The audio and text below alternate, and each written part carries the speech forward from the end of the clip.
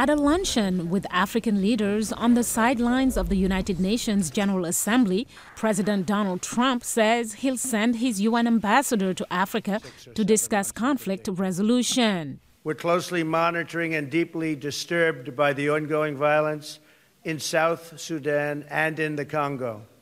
Millions of lives are at risk, and we continue to provide humanitarian assistance.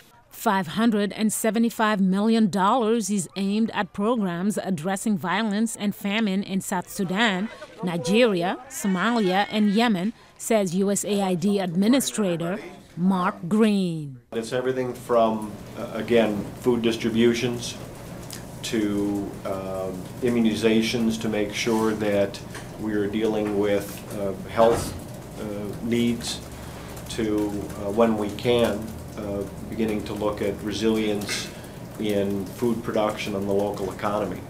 In the fight against malaria, there are new programs in Cameroon, Côte d'Ivoire, Niger, and Sierra Leone. Some of the funding is new money, Green says, but other funds will come from existing programs.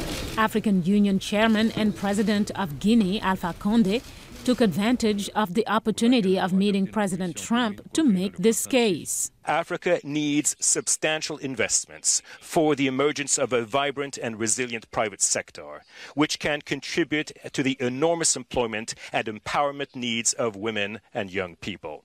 A call echoed by outgoing Liberian President Ellen Johnson Sirleaf in this interview with VOA. Why officially we've done a whole lot.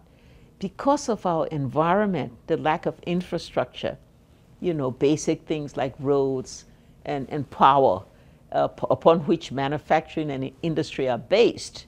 Now that those things are now beginning to come on stream as a result of our work, they'll be able to attract U.S. private investment. In highlighting the opportunities that exist in Africa, President Trump referred not once but twice to the non-existent country of Namibia and said many of his friends are going to the continent to get rich.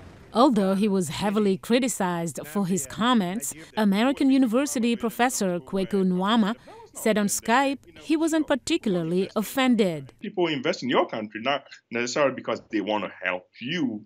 They want to help themselves too, and there's nothing wrong with that. They can get rich as long as Africans also get rich from their relationship. And hopefully, that's what's happening. Hopefully his friends are not going there to loot, but they're going there to create opportunities for everybody. Nuamah added that Africa doesn't have to have famine for the world to take notice.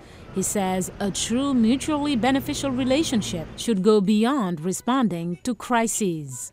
Mariama Diallo, VOA News, Washington.